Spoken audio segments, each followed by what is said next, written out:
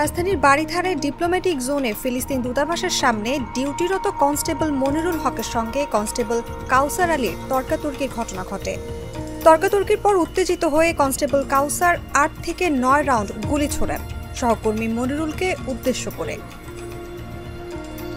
তবে কি নিয়ে তর্ক ও কী কারণে কনস্টেবল কাউসার উত্তেজিত ছিলেন সে বিষয়ে এখনও জানাতে পারেনি ঢাকা মহানগর পুলিশ। তদন্ত করে সেটি বের করা হবে বলে জানিয়েছেন ডিএমপি। রোববার দুপুরে ডিএমপি সদর দপ্তরে সাংবাদিকদের প্রশ্নের জবাবে এসব কথা জানান অতিরিক্ত পুলিশ কমিশনার ডক্টর মহিউদ্দিন।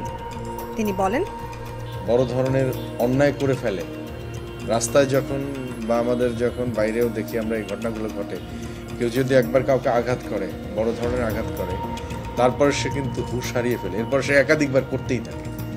এটি হলো এক ধরনের মনস্তাত্ত্বিক বিষয় যে অপরাধের, বিশেষ করে এই ধরনের যখন নির্মম কোনো আচরণ করে তখন মানুষ নিজের কন্ট্রোলে আর থাকে না। দুই পুলিশ সদস্যের মধ্যে বিরোধ ছিল এমন তথ্য আমাদের কাছে নেই। কাউসারের সঙ্গে আমরা কথা বলেছি, কিন্তু বিরোধের কোনো তথ্য তার কাছ থেকে পাওয়া যায়নি। পাশাপাশি অভিযুক্ত কাউসারের গত ১-২ মাসের ডিউটির রেকর্ড দেখেছে। রেকর্ডে কাউসার যথাযথভাবেই ডিউটি করেছে। গুলি করার আগে তাদের মধ্যে কি বিষয় নিয়ে তর্ক হয়েছিল এখনো কনফার্ম হতে পারেনি আমরা। তদন্ত করে জানা যাবে।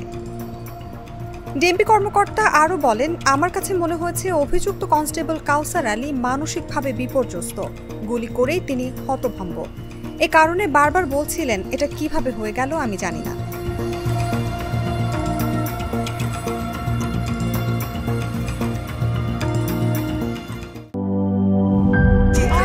ট্রেন 2 ঘন্টা 33 মিনিট লেট।